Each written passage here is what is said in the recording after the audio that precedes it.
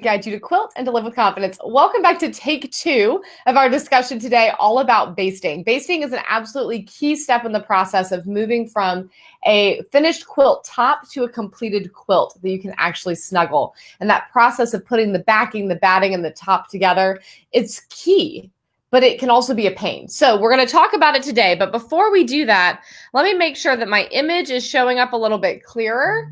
Let me make sure that y'all have been able to find me to rejoin now that we're on take 2. And let me get this shared. It still looks a little grainy. Is it still grainy, Sue? It looks like it's still grainy, but you know what? I'm going to be using slides, and I think that will probably solve the problem because I think they will be nice and clear.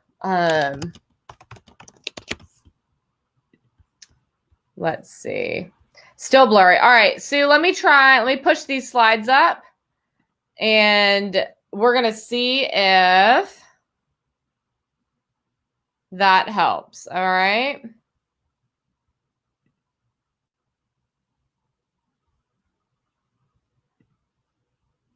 Bingo. Okay. How does that look, Sue? Is that better? Let me pull it up on my phone so that I can observe as well. Thank you guys for bearing with me. School is starting to get out, and that means that the internet is getting heavier use than usual. Slides are better. All right, we're going to roll with it because I'm this big when we're doing slides anyway. So welcome to How to Baste a Quilt. Thank you for your patience. We're going to go through a few things today. So in this mini workshop, I'm going to show you guys how to take the 3 layers of your quilt and baste them together in preparation for quilting. And by the end of our time together, you will know what basting method is best for your quilt and how to get started preparing your quilt sandwich. And as I mentioned at the very top, having that quilt sandwich prepared is absolutely key to the success of your quilting experience, right? But getting over the hump of getting it basted, I mean, how many times have we been like, I just need to baste it and then I'll be fine, right? But basting can be a pain, and I totally get that. So let's take this on together, all right? So have you ever said, I would quilt my own quilt, but basting hurts my knees? That's reality right there, guys, right? Figuring out how to move the furniture out of the way, get a big space of floor cleared, get down on your knees to baste the thing. It hurts, man. You need like a garden mat, you know, those little like foam mats to tackle this. Or I would baste my own quilts, but I'm really not sure how to get them smooth when I baste them, right? That's the big fear. Hey, Jill, I'm so glad to see you're here. Hey, Manon. Jan, oh, I'm so glad you guys are here. You know, the big fear is you're going to spend all this time moving the furniture, getting down on your knees, basting the thing, and you're still going to discover partway through that there was a wrinkle or a crease, or it's just not what you had in mind, right? This is something that, to be perfectly honest, I think we build up in our own heads more than anything else. That doesn't make it not real. It's just we allow it to be more of a mountain in our lives than it needs to be, right? Or I would quilt my own quilts, but they always seem to shift when I'm quilting. Stuff wiggles. It's hard. I might need another cup of coffee. Oh, to clear up. That's great. I've had 2. I should probably drink some water, actually. Pardon me a moment. Public service announcement to hydrate if you have not today. So I would quilt my own quilts, but they always seem to shift, right? You get everything basted down, but maybe there just wasn't a whole lot of wiggle room on the sides, and as your quilting stuff moves, and then you're anxious about the batting and backing being big enough, or things just seem to end up a little cattywampus when you're all done. The struggle is real, right? The struggle is real, and secure basting is key to a confident and successful quilting experience. And y'all know, like, that is my anthem around here. I want you guys to have a confident and successful quilting experience. So let's do what we can to move basting off the table as a roadblock to your quilting success. All right. So let's start at the top with types of basting. There are 4 that I'm going to discuss, if my memory serves me correctly. First is thread basting. This is most traditional, right? When we see black and white pictures of women sitting around in community quilting, a quilt has been put on a frame. It's likely been thread basted together, right? And this is taking a needle and thread. You can do this by hand, or in our modern age of amazing technology, you can do this on the long arm, and you're creating big stitches that hold the layers of the quilt together. Now, I always kind of was like, how could thread basting really be that secure? Just like between you and me. I always kind of wonder this. I have never actually done thread basting, but I recently had the experience of long arming a quilt that had been thread basted 20 years ago. Like, not even joking, 20 years ago. And I like took a look at it, kind of gave it a tug. It felt pretty tight. And I loaded that puppy on my long arm basted, which is not something you normally do with a long arm if you're unfamiliar. And I was so impressed at how smooth of an effect that it created. Like, I was able to pin the top edge to the long arm frame, bottom edge to the bottom leader, roll that thing on, and I just pulled the threads out as I went. And I was very impressed with how like tight and flat the quilt was. So this is your most traditional. It can be created by hand or machine. Personally, it sounds really tedious to me. I'm not a hand sewer. And because I have a long arm, if I get a quilt loaded on the long arm, I'm not going to just baste it. I'm going to quilt the thing, right? But this is something, if you have a friend with a long arm and you are wanting to quilt on your home machine, that you could ask her to baste it for you. Or you could use one of these other lovely methods that we're going to talk about. I'm going to prop this up where I can see you guys a little bit better. Oh, that's awesome, Sue. So Sue's had a really positive experience with thread basting. That's good to hear, because I've only had the one experience and it was very positive. Next up, probably the most common and the one we hear about the most often. Well, okay, that could be changing. When I started quilting just a few years ago, this was definitely the most popular, was pin basting. This idea of, you lay out your 3 layers and then you're putting a safety pin through them, and you use lots of safety pins. And everyone knows the rule, of pins need to be no further apart than the palm of your hand. And so it takes a ton of them. And there's the special curved safety pins and all this. And it's great. But like thread, you have to remove something as you're quilting, which I think is kind of a pain. And this is most often the method that I hear from people that they really struggle with getting things smooth. And that makes sense. There's just a lot of opportunities for little pockets of air or little tiny wrinkles to turn into a bigger deal as you're working your way around the quilt, right? By the way, as we're going on some of these slides, you're going to see a link to a tutorial. These are resources I have on my blog for you if you want to learn more about something I'm discussing. I've also put all of these links in the caption of this video. So don't feel like you need to scribble that link down frantically, right? Not only will it be here in the replay, but I actually put a hyperlink in the caption of this video for you, just for your own convenience, okay? Next up is spray basting. This is a kind of a recent phenomenon on the quilting stage, if you will, and I'm finding it to become more and more popular. It's definitely my favorite. And I think one of the reasons it's becoming so popular is it doesn't require a lot of fiddly bits, right? So you don't have to fiddle with a needle and thread. You don't have to fiddle with pins. And it's easier to tell that everything is flat and going to stay flat because you're essentially gluing your layers together. If you're using a store-bought base, it's more of a temporary adhesive. If you're using a homemade spray base, it's more of a permanent adhesive. Now, some of you have never heard of homemade spray base before, and you just went, what? We're going to get there in a minute.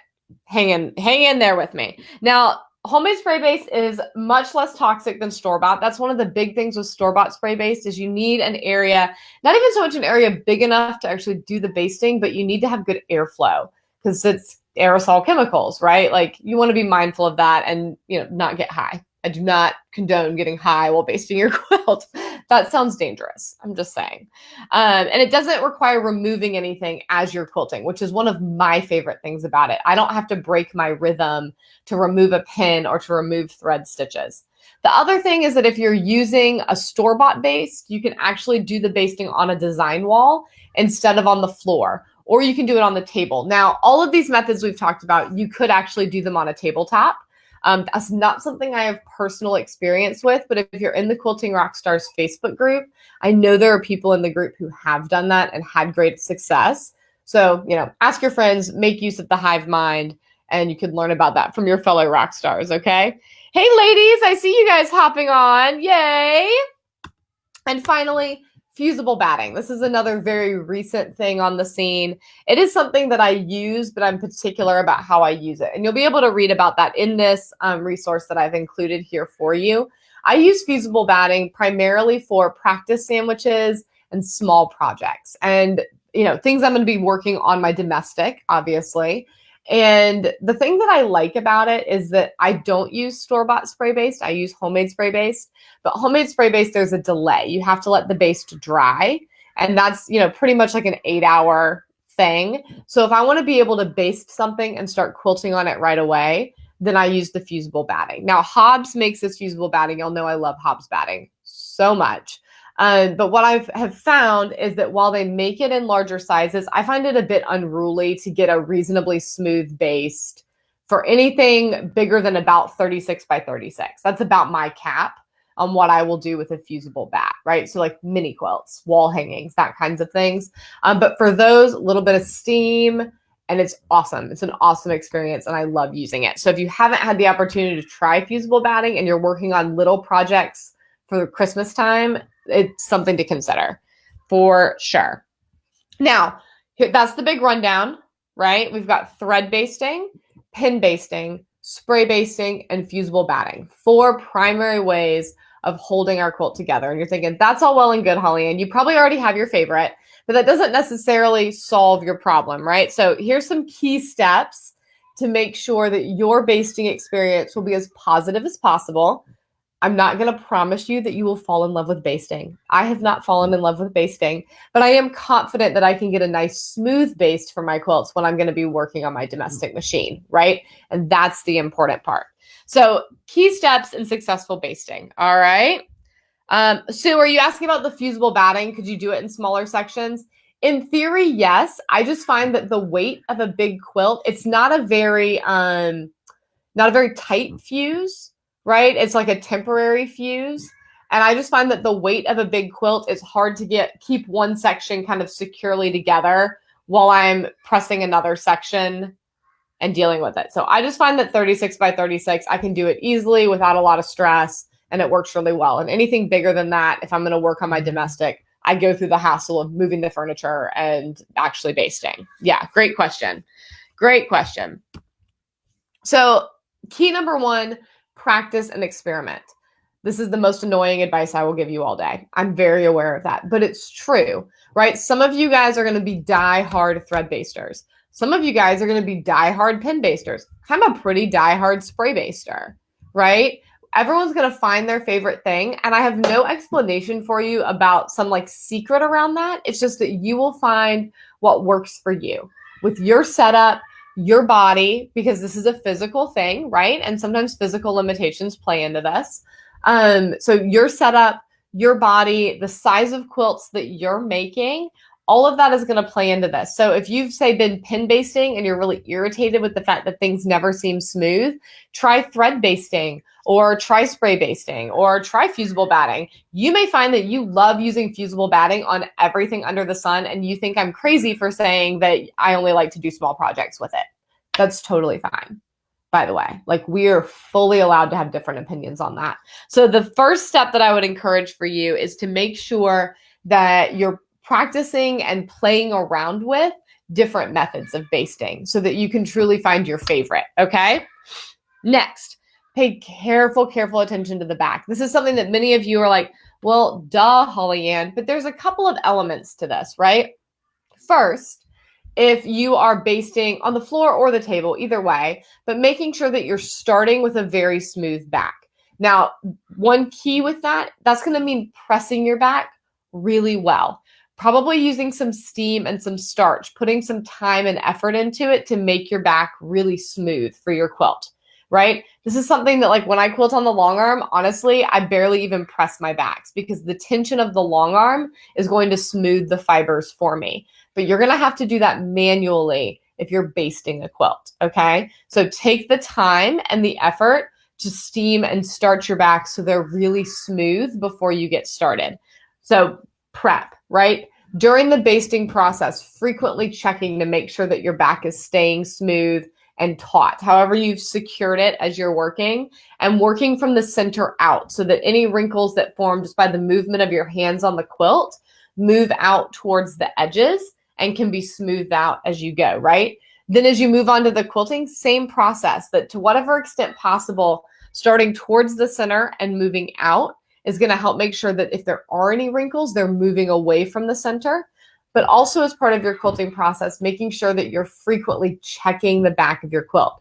The reason we end up with wrinkles on the backs of our quilts is not because it's actually that, listen, this is so important. It is not actually that much harder to get the back smooth than the front. The difference is that you can see the front and you are paying attention to the front, and you are actively, often without even really thinking about it, using your hands moment by moment in order to smooth that quilt top, right? How often have you seen a bulky seam come in and you start thinking about how you're going to get your foot over that thing smoothly before you even get to it, right? Or you notice that there's a little ease in one of your blocks and you're using your hand to guide that foot to just quilt that puppy on down nice and smooth, right? This is why we can be intentional about how we quilt wavy borders and make them not look wavy, even though like they're the most friendly thing east of the Mississippi, right? Or if you're Sioux, west of the Mississippi, you know, right? But on the back, really the only disadvantage to the back of the quilt is that you can't see it. Generally, it's fewer pieces of fabric on the back. There's actually fewer things to go wrong, right? There's fewer seams for there to be ease and bulk and all the things, right? But we can't see it. So making sure that you're proactive as you're quilting to constantly be smoothing and checking will make a big difference as well. All right. Hey, Francie Joe. Oh, Sue, that's a great question. Hit me with it in just a second because I want to talk about that for sure. Another thing, and I already alluded to this, but consider getting up off the floor. If you're using store-bought spray based and can quilt and you have a design wall that you can baste on, make use of that. I'm gesturing over here because that's where my design wall is, right? If you have a nice big dining room table and you've seen the tutorials on how to use pool noodles or boards in order to baste across a table, make use of that, right? Anytime you can eliminate a friction point in a process, the whole thing will go better. So you're concerned about wrinkles on the back of your quilt, and maybe you're very like able to get down on the floor and you're like, it's not my favorite, but whatever, I can get this done. But removing just the discomfort and the like ugh factor of the floor and moving up onto a table or a design wall might make all the difference in how smooth your quilt ends up, right? There are a couple of links here. These are not in the caption of this video because these are not my links, but do know there will be a replay, so you'll be able to come back to this moment and get these links. All right. Hey, Christy, good to see you. All right. Now, as promised, I am going to take a second to talk about homemade spray based because I'm obsessed with it. And so, you know, y'all are going to get my bias in this. I try to give you guys all the information, but I'll admit I'm biased in favor of homemade spray based. All right. So some of y'all heard me mention this and y'all were like, what? Homemade spray based? What? How does that even work? What's the deal? Here's the deal. Homemade spray based is essentially flour paste, like think a la before Elmer's in a bottle was a thing, right? Plus alcohol, rubbing alcohol or vodka, like an alcohol that is very alcohol, right? So it's going to evaporate quickly. So the alcohol essentially dilutes the paste so that you can mostly spray it. It's still a little bit of a messy process. You know, it's wet. Let's be honest. It's not a fine mist out of an aerosol. So it's mostly sprayable. And then it helps it evaporate faster because there is this drying factor that happens with homemade spray based. Okay. So admittedly, it's messier to apply. So as you're spraying, things are going to actually feel wet to the touch, right? You're going to want to wash your hands afterwards. They'll be a little bit like, oh, I've got paste on my hands. Not like tacky, sticky, more of a like goopy feel, right? Not like real bad, but a little bit. And then you're going to have to let it dry, and it's not repositionable once dry.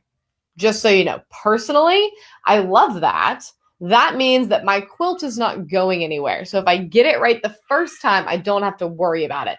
And because it takes a little while to dry, you have a little while to make sure everything is smooth, and then you just leave it alone, right? But during that drying process, you know, try to keep your dog off of it.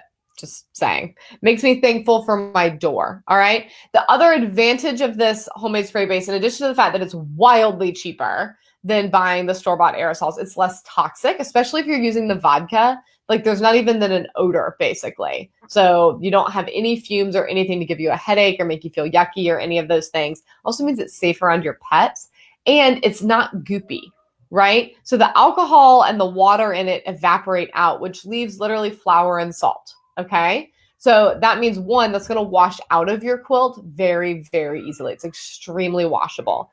It also means that if you're working on carpet, you just vacuum afterwards. And first of all, I've never even been able to see any overspray on my carpet, but I also know I can vacuum and get the flour particles right out.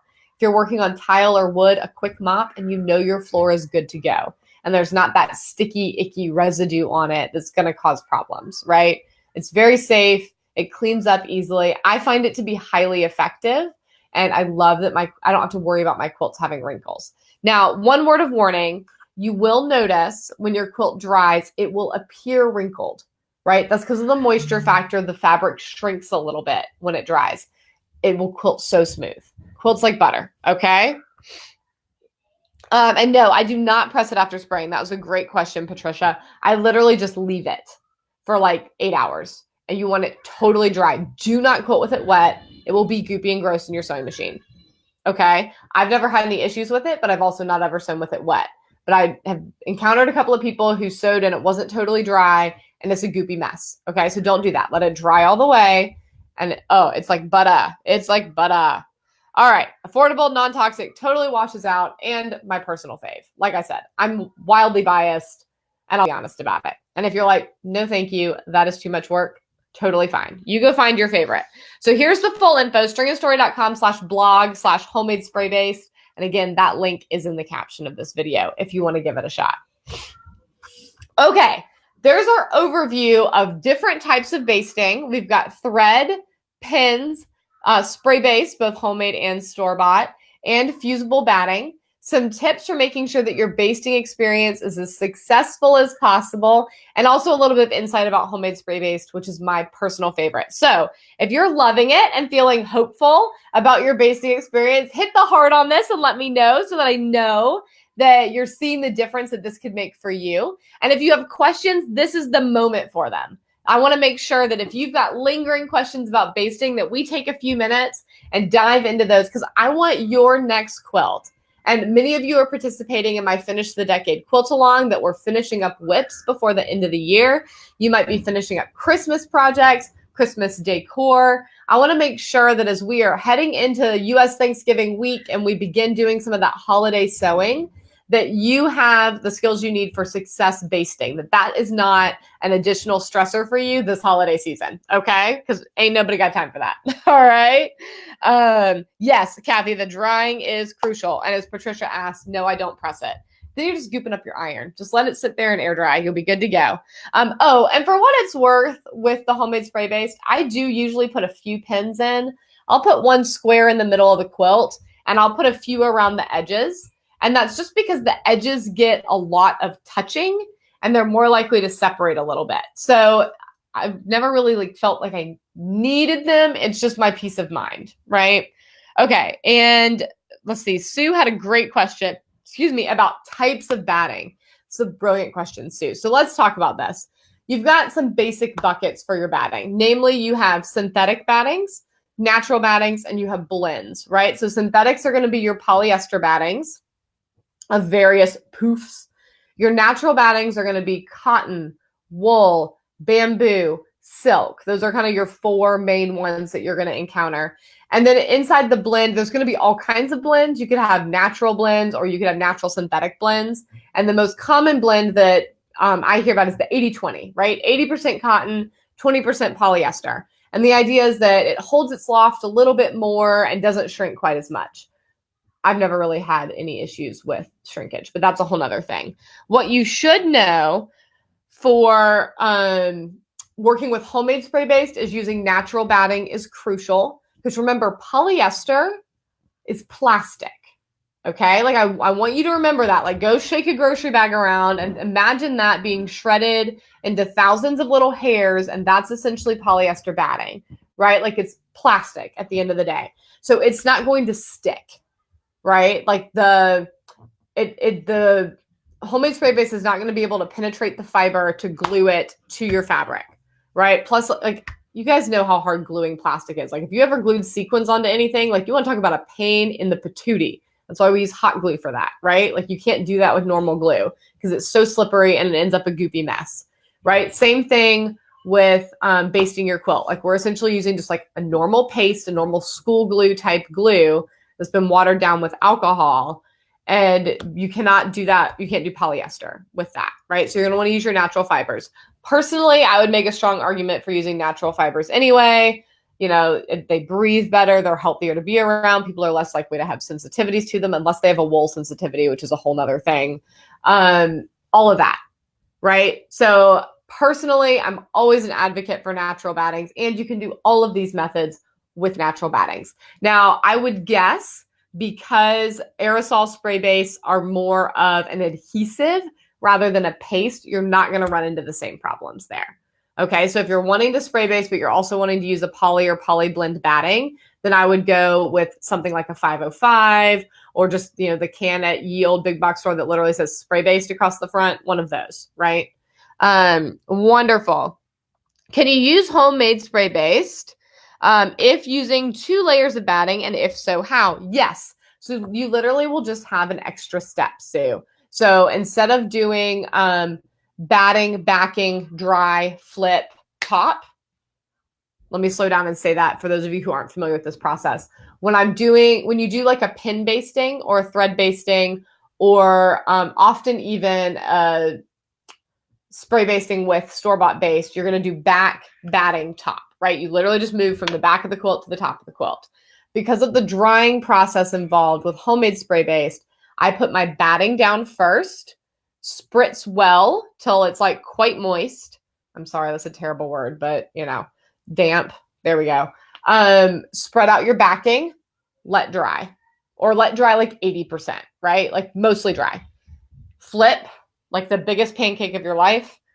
Repeat the spray and smooth out your top, and then let it dry completely, right? So if you're wanting to do 2 layers of batting, what I would do, Sue, is I would basically glue your bats together first. So put your first batting down, spray, put your second batting down, spray, put your back on, let the whole thing dry, that big old like pancake stack. Let the whole thing dry, then flip it and do your top is what I would do. And I've done that and it works well, okay? But remember, same rules apply of using a natural fiber. For sure. Is the wetness of homemade spray base an issue with wool batting? I have not had it be an issue. So wool and moisture do not get along in the presence of heat and friction, right? Sheep get wet all the time. Like wool can get wet. In fact, it's one of the best things to wear if you're going to be getting wet because of the way that it wicks moisture away from your skin and still holds heat, right? Like this is why when you go skiing, you want to wear wool and not cotton, because when cotton gets wet, it's cold, right? But when wool gets wet, it's up against your body, it stays warm. So wool can get wet. The problem with wool is in the presence of heat and friction. So like in a washing machine, you've got moisture and friction, and that can begin to be a problem. And then especially if you add any heat to that. So hot water, or then the wool is like damp and has been frictionized, and you stick it in the dryer where there's more friction and heat, that's where you're going to get felting, right? You are not going to end up with a felted bat from using homemade spray base because you're not like massaging it, right? We're not like shampooing the sheep.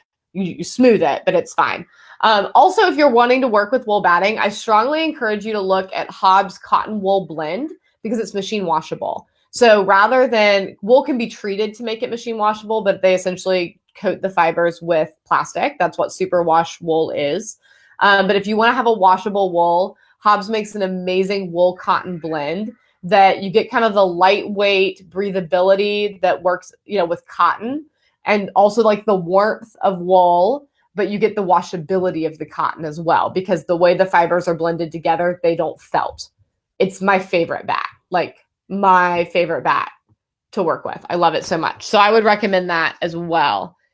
Do you put pins after the spray basting dries? Yes. So I'll put a few pins in after the spray base dries just for peace of mind and to hold those edges down, because always my anxiety with the edges of a quilt, and it really doesn't matter how I'm basting it, right? If I'm working on my domestic, I don't at any point want the back or the top to float away from the rest of the sandwich and get folded up under and quilted to itself. Raise your hand if you've done that. Yeah, I've done that like a lot. So I like to put pins on the edge because the pins also help me to know just by touch where the edge of my quilt is.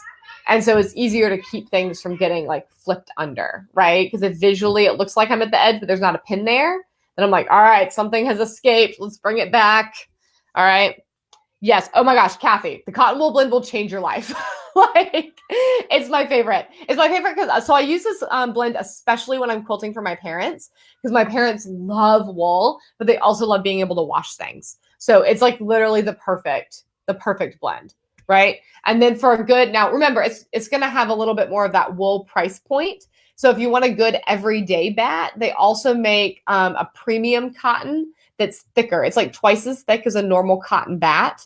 And that's what I have a big, well, y'all can't see it, can you? There's a big roll of it over here. And that's my like everyday bat. But for like nice quilts that I'm giving as gifts, especially to my parents, that cotton wool. Oh, and it's such a dream to work with. Such a dream. Perfect. All right. Any other questions? Last call for questions. I'll take a quick sip of water.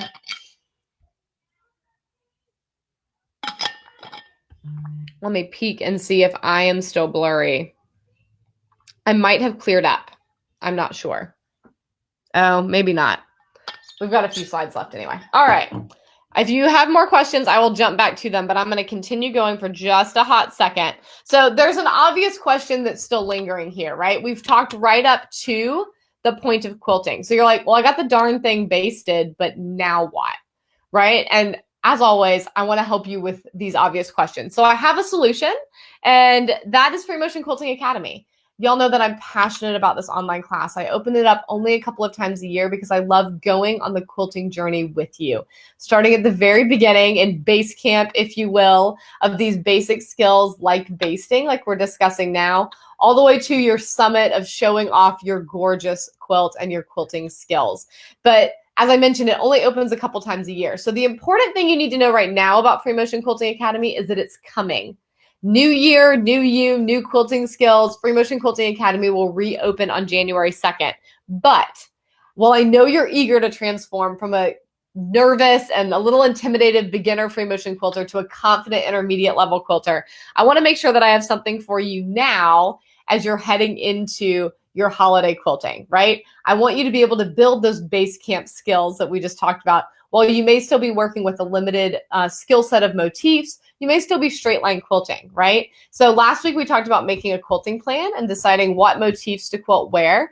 This week we're talking about basting, so making sure that you can successfully and confidently put those layers of your quilt together for the quilting process. And coming up, we're going to be talking about things like tools for free motion quilting and also how to adjust your tension. And I have a freebie for you called My Top 3 Tips for Successful Free Motion Quilting that encapsulates a lot of this information in a nice written form for you with resources and links that I would love to send straight to your inbox. And by doing that, you can also get your name on the waiting list for Free Motion Quilting Academy. So you're the first person to know when the doors open and that transformation of your quilting self can begin. All right. So Free Motion Quilting Academy will be opening on January 2nd. But in the meanwhile, you can get on the waiting list and get this freebie full of resources at stringandstory.com/FMQ Academy. So if you're not already on the list and you haven't taken Free Motion Quilting Academy, highly encourage you to do that. And I also think you're just going to find this freebie a wonderful companion to this base camp series that we're working through right now as we're building our toolbox for the toolbox, if you will, right? Like every journey of skill building, there's the skills behind the skills. And that's exactly what we're working on together. I'm going to guess, Laura, that means serge. Do you serge edges? I don't have a serger, so no, I don't. The other thing is that this is a great question, by the way. It's tempting to think that by sewing the edges together before you start quilting that you can hold everything steady. But it's kind of like if, I'm trying to think of a great analogy.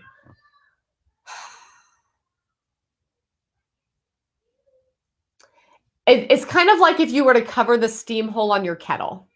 Or, oh, better yet, as we're heading into Thanksgiving, if you were to cover the steam hole on grandma's pressure cooker, right? What happens if that little steam release, that release valve gets blocked? Green beans everywhere, ER trip for grandma, right? Like my grandma loved her pressure cooker and we were constantly terrified. But she loved it, and those green beans were the best. Yum. But y'all know what I'm talking about, right? Like Release valve gets covered, we're going to have a problem. And it's the same kind of thing in my experience. Again, you may find that you love it, but in my experience, I find that it's the same kind of thing if I sew the edges of my quilt together after basting, that as I quilt, because I do my best to quilt from the center out or like towards the center out, even if it's in sections, that all of the ease of all of your seams, right? Like anytime that you quilt and press, you're not going to get all the ease out of that seam with your pressing, right? Some of it is going to work its way out as you're quilting as well. And this is where we can end up with distortions and whatnot. And we have to be careful that we don't stretch things, but you want somewhere for that ease to go, right? And the idea for quilting from the center out is that the ease works its way evenly to the edges. And so those edges are probably going to move out a little bit as that ease adds up all the way through the quilt, especially if it's a big quilt. That can be a lot. Big quilt with a lot of pieces can have a lot of ease hidden in it, right? So I find that if you sew those edges, then you're going to end up with bubbles at the edge, and you're then going to have this kind of stressful process of having to take that stitching out to be able to release those puckers. Does that make sense? So that is my experience with it. Now, if you wanted to do a stay seam around just the edge of the top before you baste, just to hold all your seams together and keep everything neat, absolutely go for it. That's a great way to keep things neat. I'm just always too lazy to do it, truth be told. All right. What a great question. Thank you, Laura. So yes, if you wanted to serge the top, that would work. Exactly. Perfect, perfect, perfect. So guys, if you've not already got your name on this waiting list, I invite you to do so. Get this freebie that's going to have all these resources that we're discussing. Check out the links in the caption of this video as well, which this link is also in the caption of this video. But if you want to learn more about basting and batting and all of those things, I do have some resources at the top. And thank you so much for joining me, guys. It's always so fun. Let me pop over, and we might end up with just my blurry face back. There we go. So I don't know if I'm still blurry, but we're going to go with it. Thank you so much for joining me today, guys. I hope you found this helpful. I hope you're excited now to try out some new basting techniques and experience more success for your quilting. And know that this, like any other skill with quilting, does get better with time. I know that's a little funny to think about. Some of these skills were like, I should just be able to do this. But you'll finesse your process and your method just like you do with everything else. And you'll make it yours. And you will experience the success that you desire. Just keep finessing the recipe, all right? So thank you so much for joining me. I'm so excited that Free Motion Quilting Academy is coming so soon. Guys, it's like just over a month away. I could burst already. It's going to be the best. So if you are already in Free Motion Quilting Academy or your name is already on the waiting list, make sure you share this video with your friends so that they can come join us and get excited about the Academy as well.